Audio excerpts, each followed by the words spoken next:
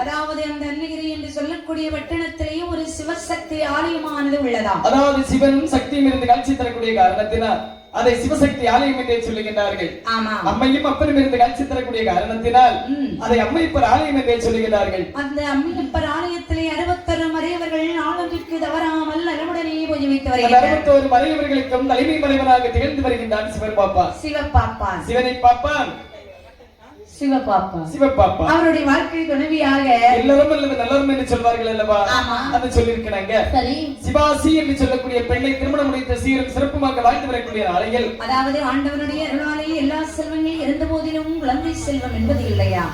அந்த குழந்தை இல்லாத காரணத்தினால் அம்மையப்பர் ஆலயத்திலே வந்து ஒரு குழந்தைக்காக தௌமரிக்கக்கூடிய நேரத்தில் மனமிறங்கி அம்மையப்ப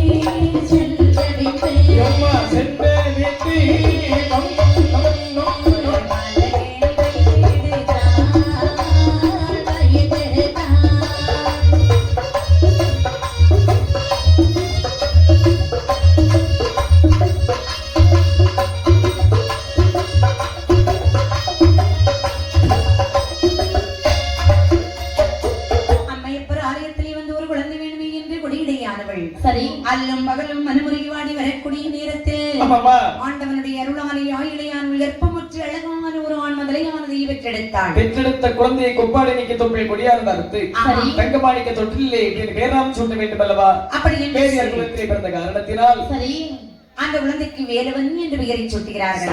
வேலவன் என்று பெயரை சூட்டி குழந்தையானதை நல்ல முறையிலே வளர்த்து வரக்கூடிய நாளையில் அதை அம்மையப்பர் ஆலயத்திலே யார் வாழ்ந்து வருகிறார் என்று பார்த்தால் சப்பமுடன் சிவகாமி தாதி அவளோ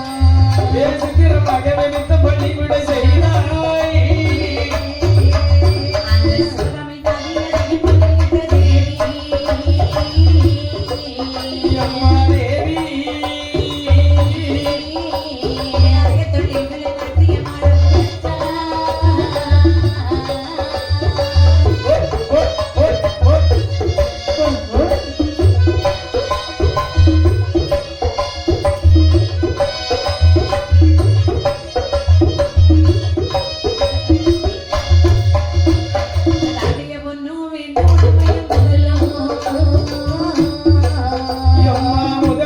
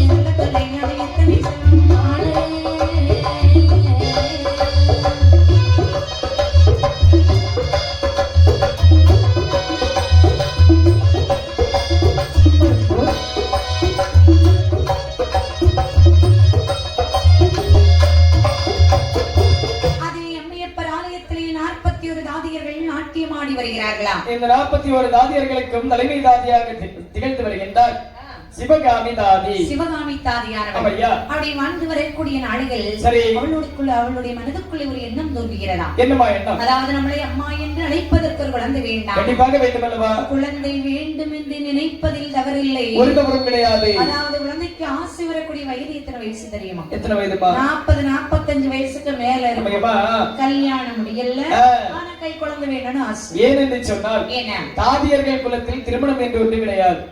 பருவ வயதை அடையக்கூடிய நாளைகள் அதாவது தன்னைத்தானே திருமாங்கலை மூட்டிக் கொள்வார்களாம் கரைக்கண்ட சிவபெருமானி மனதிற்குள் எண்ணெய். அந்த ஆண்டவன் மனதிற்கு அவர்களுக்கு அழகான ஒரு குழந்தைக்கு வரத்தை கொடுப்பாரா? ஒரு குழந்தை வேண்டும் என்று அம்மை ஆலயத்திலே வந்து அல்லும் மகளும் முறைமிட்டு வரக்கூடிய நாளைகள் அந்த ஆண்டவனுடைய அருளாலே ஆயுளையானவள் கர்ப்பமுற்று அழகான ஒரு ஆண் குழந்தையானதை பெற்றெடுத்தாள். பெற்றெடுத்த குழந்தையை குப்பாளிக்கு தொப்பில் கொடியானது அறுத்து அந்த குழந்தைக்கு பெயர் சுட்ட வேண்மை என்றே உரிய பெயரும் திருகண்ட நேட்டோவன் எனவே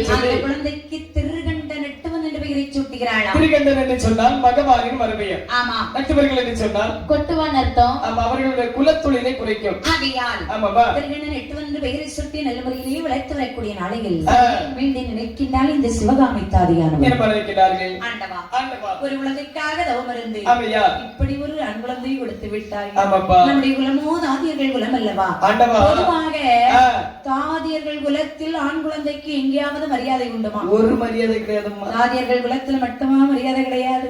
எங்க பார்த்தாலும் ஆண்களுக்கு மரியாதை இல்லை. வேற எல்லா இடத்துலயும் ஆண்களுக்கு மரியாதை. ஒரு பெண் குழந்தை இருந்தால் நாமளும் போத புண்டேடி ஆதாயமாக்கலாம் அல்லவா? ஏன்னு சொன்னால் நம்முடைய குலமோ நாட்டிய தொழில். ஆமையா. அதாவது குலமோ தாதியர்கள் குலம், தொழிலோ நாட்டிய தொழில். எவ்வளவுதான் ஆண்கள் சென்று நாட்டியம் ஆடினாலும் பார்ப்பார்களா யாராவது? பார்க்க மாட்டார்கள். அதே இது பெண்கள் ஆடின்னு வச்சுக்கீங்களேன். ஆமா. 10 ரூபாயை கொண்டு குத்தாம உடைய மாட்டான். ஆமா, அத நீங்களே ஒத்துக்கிட்டீங்க. ஆமா, அதான் உண்மை. ஏன்னா எல்லாரும் அஜிபன மாதிரி யாராவது எப்படி இல்ல, எல்லாம் நம்ம தம்பி மாதிரி கொஞ்சம் ஓ அப்படி. ஆமா, ஆகையால் ஒரு பெண் குழந்தை வேணுமே என்று சொல்லி அம்மையப்பர் ஆலயத்தில் வந்து ஒருபடியானவள் பெண் குழந்தைக்காக இப்படி தோமரிக்கிறாங்க தெரியுமா?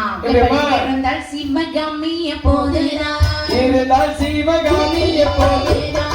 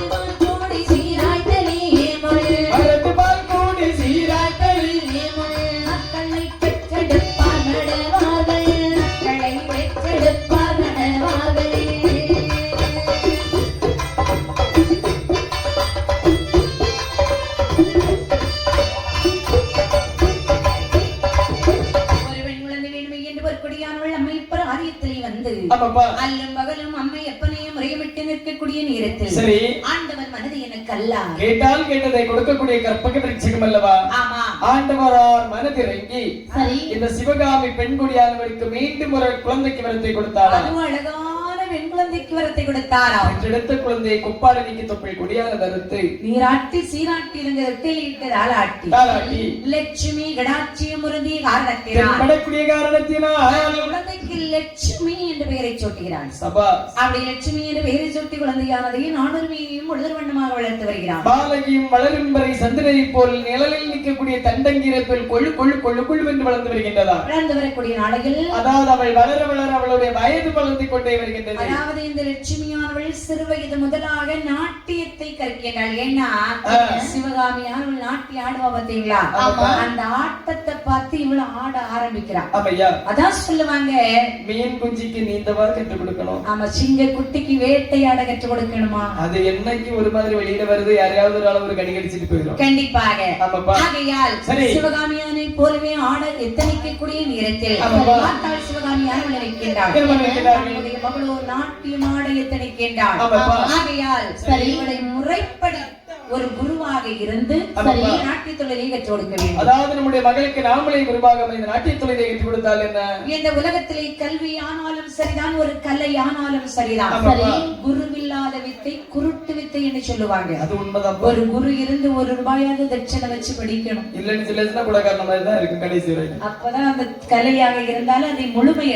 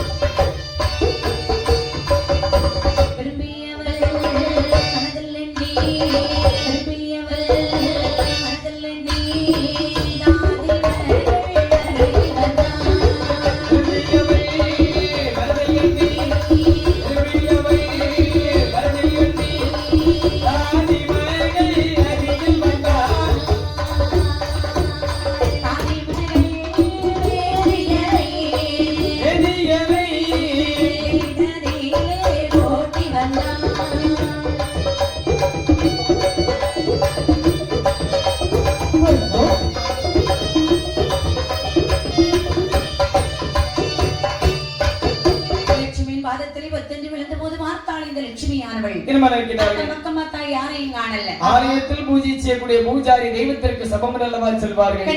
போய் போய் நம்மளுடைய பாதத்தில் விழுந்து விட்டார் என்று சொல்லி லட்சுமியானவள் வீதியரை கைதொட்டி எழுப்புகிறாளா. கள்ளம் கபடம் என்று தூக்கி தன்னுடைய மடி மீது கிடத்தி வைத்து சொல்லுகிறார். அதாவது இந்த லட்சுமியின் கையானது வேதியின் மீது வட்ட உடனே இவருக்கு சொர்க்கத்துக்கு போற மாதிரியே இருக்குதா ஐயா? அது உண்மைதாம்மா. எப்படி அந்த நேரத்துல ஒரு சுகம் வருங்க பாருங்க. அதாவது நினைத்தவர்கள் ஒரு மனிதனுக்கு கிடைத்து விட்டால் எவ்வளவு ஆனந்தப்படுவான்.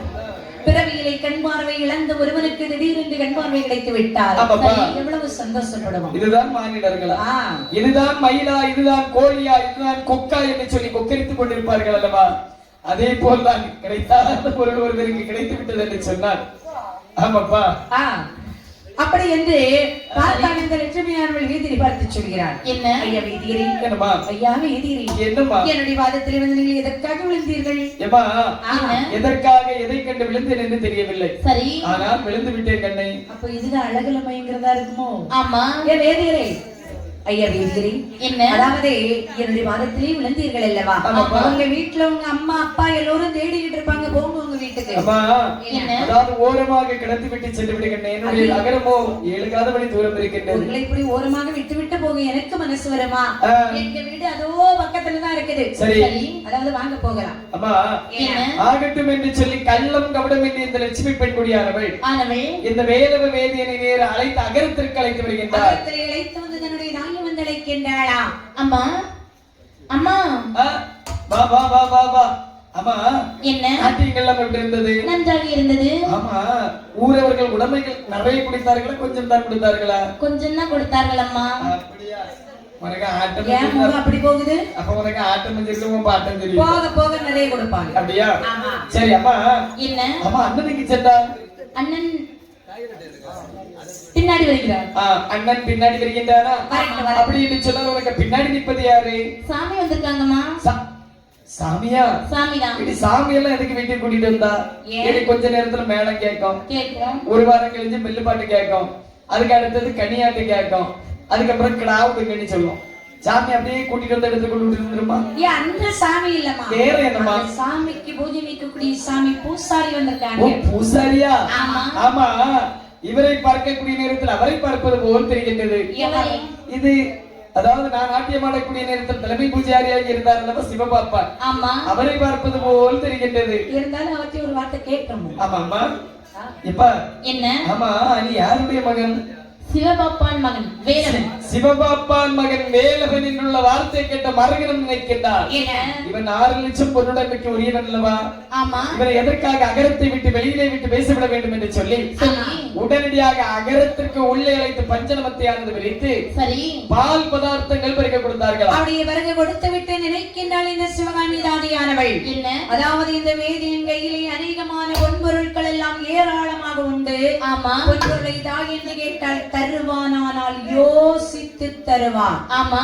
ஆகையால் சரி பொதுவாக இந்த உலகத்தில் ஒரு மலரிலே தேனானது எனக்கு வரைதான் ஒரு வண்டு அந்த மலரை சுற்றி சுற்றி வரும். அந்த மலரிலே தேனானது தீர்ந்து விட்டது என்று சொன்னால் அதை வண்டானது மறு மலரை தேடிவிடும் அல்லவா? என்ன நம்முடைய மகளானவள் மிக மிக அழகாக இருக்கின்றாள். அழகு என்பது ஒருபோதும் நிரந்தரம் கிடையாது. என்றைக்காவது ஒரு நாள் இவளுடைய அழகானது ஒன்றி போய்விடும். அன்று இந்த வேதியனானவன் நம்முடைய மகளை விட்டுவிட்டு மறு மலரை தேடி சென்று விடுவான் அல்லவா? ஆகையால் நம்முடைய மகளுக்கு அழகு இருக்கக்கூடிய நேரத்தில் இவனை நாம் வசப்படுத்தி இவனுடைய கையில் உள்ள பொன்பொருள் அனைத்தும் வாங்க வேண்டும். கண்டிப்பாக அப்படின்னு சொன்னா நாம இவனை முதல்ல வசக்க வேண்டும் என்று சொன்னால் பெரிய வார்ப்படத்துல தூக்கி போட்டு நல்ல எண்ணெய் கோரி ஊத்தி வார்ப்படப்பொருடி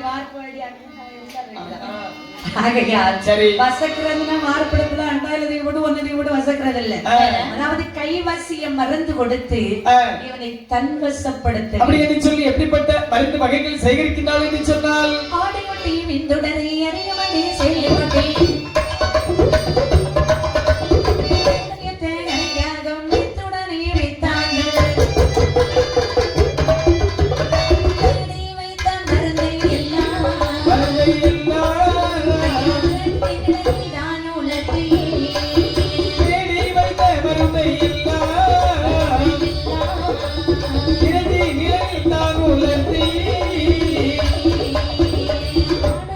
மருந்தையெல்லாம் பார்க்கல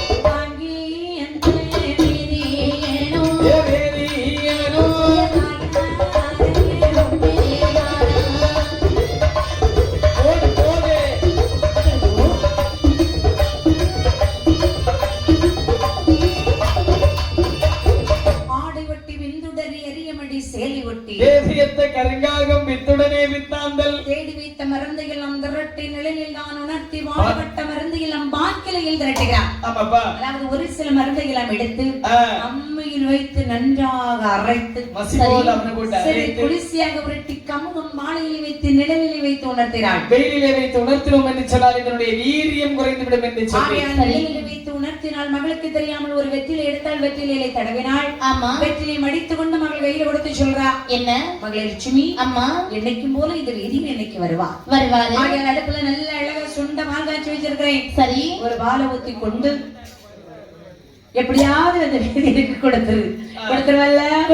பால் முடித்த உடனே வாயானது குளிப்பா இருக்கும். சரி, ஆகையால் இந்த வெற்றியை எப்படியாவது கொடுத்து ஆகட்டும் என்று சொல்லி இந்த சிவகாமி தாதியானவள் பின்புறமாக வீட்டை விட்டு வெளியே செல்லக்கூடிய நேரத்தில் அப்பதான் இந்த வேதிய முன்வாசல் வழியா வீட்டுக்குள்ள வரவே சும்மா வருவானா, விட்டுட்டே வரா. லட்சுமி, லட்சுமி, வேதியரே. லட்சுமி, வேதியரே. ஹாய், நலமாக இருக்கின்றீர்களா?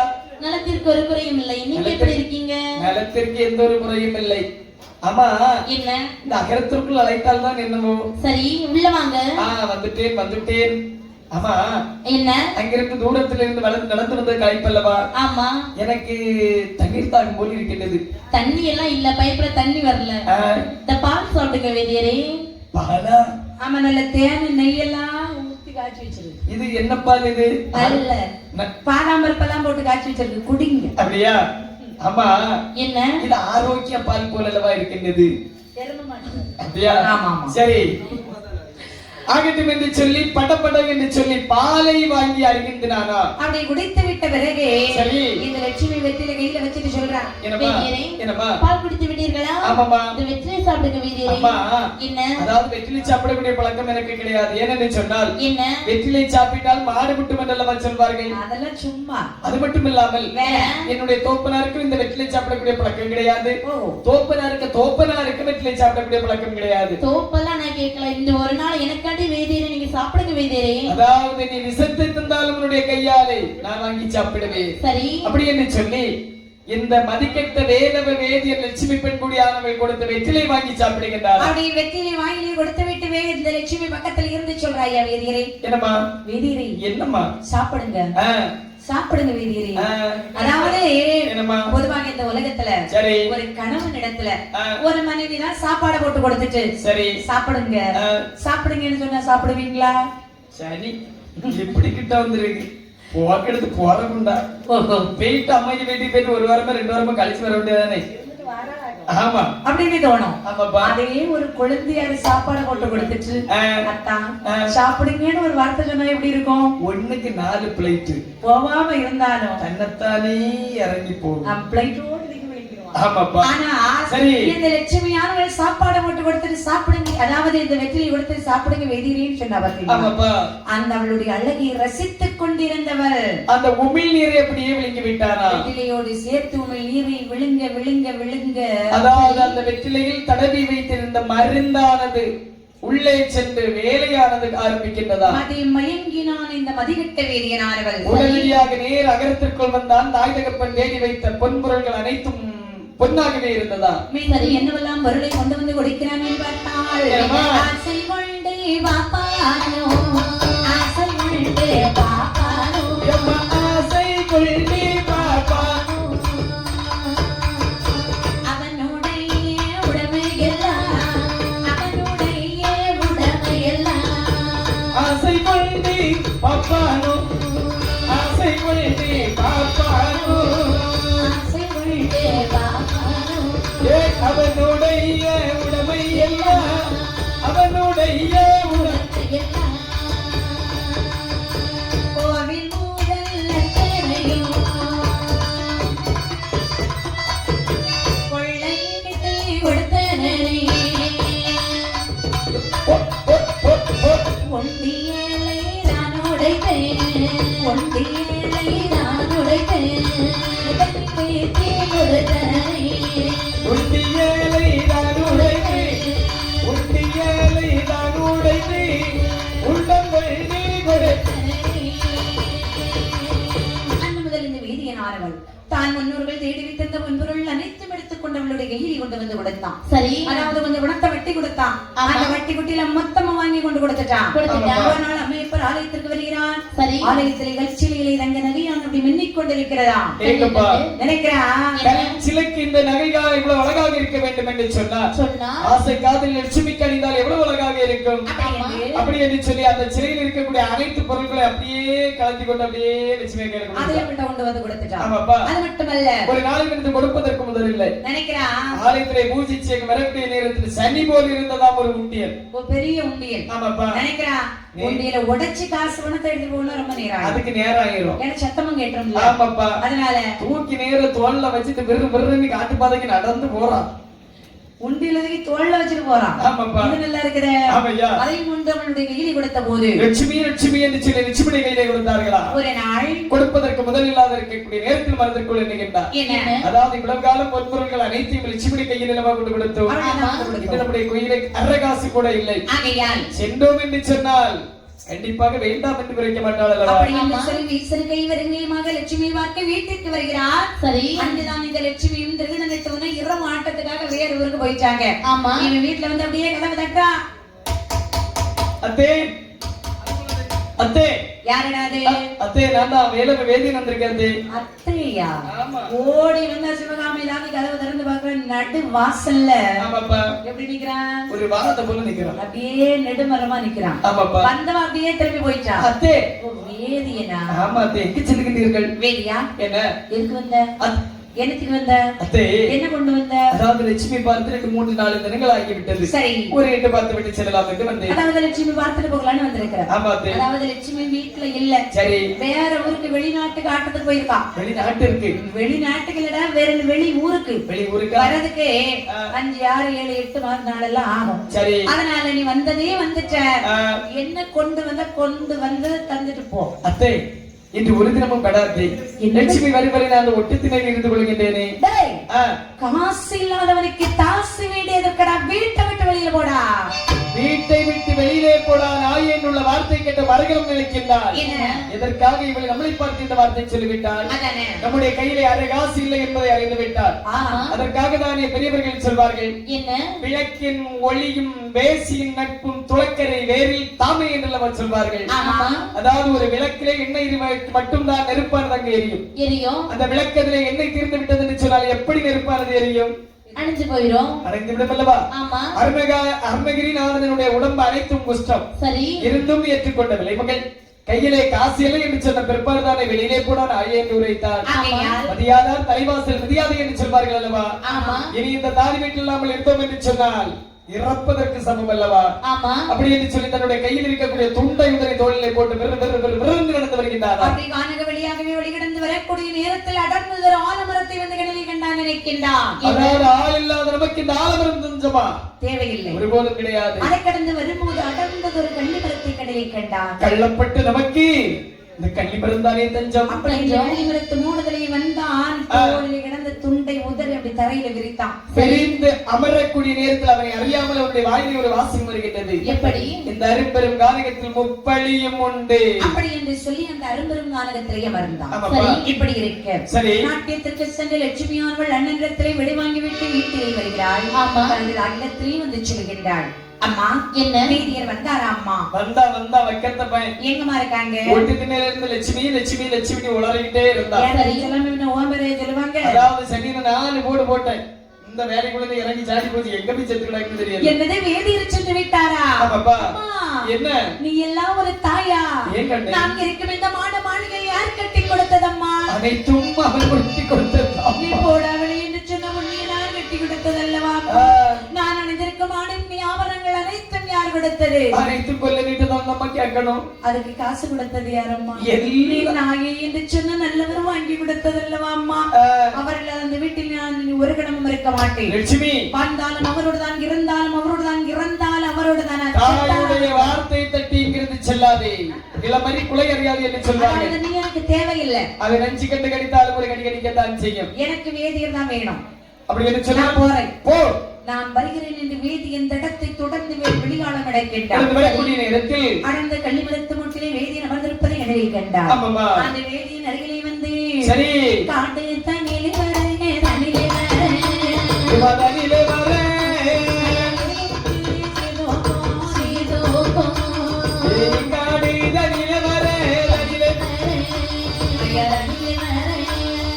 எதுக்கையா சிறுதோகம் ஐயா பக்காடே உங்காடு வேதியரே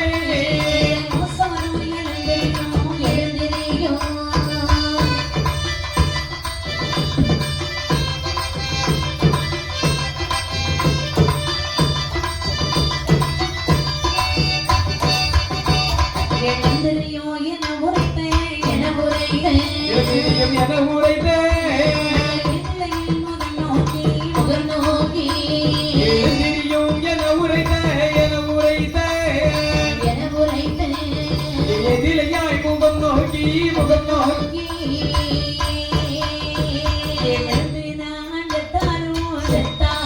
விழுதேனா செத்தாங்காலும்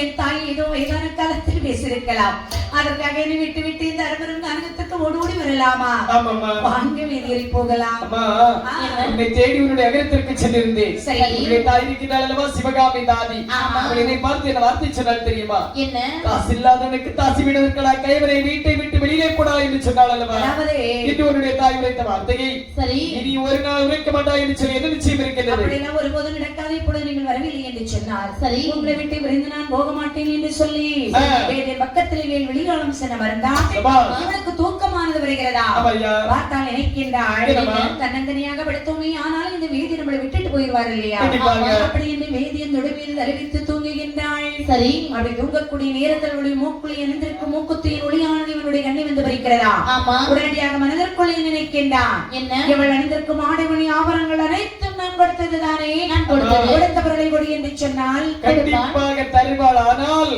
பின்தொடர்வார் அல்லவா அதாவது வேண்டாம் என்று சொன்னார் இந்த அரும்பெரும் கானகத்தில் இவளை கொலை செய்தாவது இந்த அவளுடைய நகையை நாம் எடுக்க வேண்டும் அப்படி என்று சொல்லி சரி மணலை குவித்தான் கோவினல்லால் தலையை ஆடாமல் அசையாமல் தூக்கி மண்ணின் மீது வைத்துவிட்டு அப்படி சுற்றுமுற்றும் பார்க்கிறான் இவளை கொலை பண்ண வேண்டுமே ஆனால் எப்படி கொல்லுவது கத்தி இருக்கும் என்று சொன்னால் ஒரே குத்தாக குத்தி ரெண்டு கறக்கிறோம் என்று சொன்னால் செத்து விடலாம் அதுவும் இல்லை கயிறு இருக்கும் என்று சொன்னால் அவளுடைய கழுத்தை போட்டு நெறித்துக் கொண்டு விடலாம் கயிறு கொண்டு வரவில்லை பார்க்கக்கூடிய நேரத்தில் சற்று தூரத்தில் ஒரு பெரிய வாராங்கல்லை கண்ணிலை கண்டார் நான் இருக்கிறேன் என்று சொல்லி கௌரவமாக கல் செலுத்ததா ஆமா மறைவனாக இருந்தவன் ஒரு மரபனை போல் துணிந்தான் ஏன்னா அவன் மனசுக்குள்ள கொல்ல தெரி தூக்க முடியாத கல்லை தன்னுடைய முழு மூச்சாலை அப்படியே கல்லை சேர்த்து அப்படி தூக்கினா மீது தூக்கி வைத்து உருட்டி மார்போடு சேர்த்து வைத்து ஆடாமல் அசையாமல் தூங்கிக் கொண்டிருந்தாள் அல்லவா இந்த லட்சுமி பெண் கொடியானவள் அவளுடைய தலையிலே கொண்டு கொத்து போட்டாரா பணாரென்று போட்டு விட்ட நேரத்தில் கல்லை எடுத்தந்த மறையவனோடு